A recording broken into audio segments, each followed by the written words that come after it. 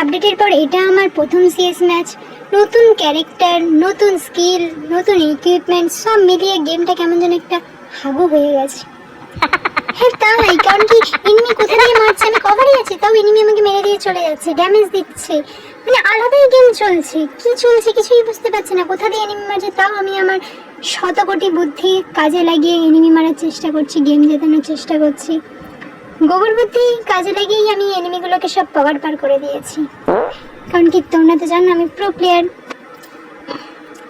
এত মারার পরেও এনিমি মরছে না, নয় একটা রাউন্ড ওরা নিচ্ছে, নয় একটা রাউন্ড আমি নিচ্ছি, কিন্তু জিততে তো আমাদেরকেই হবে। এখানে দেখো হাড্ডাহাড্ডি লড়াই চলছে, আর হাড্ডাহাড্ডি লড়াই সুযোগের সদ্ব্যবহার করে আমার বন্ধুগুলো সব কিল চুরি করে নিচ্ছে।